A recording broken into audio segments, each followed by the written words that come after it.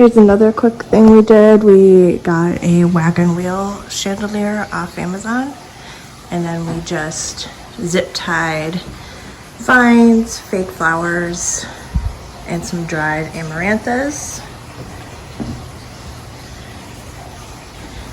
to make it match the fairy light star ceiling.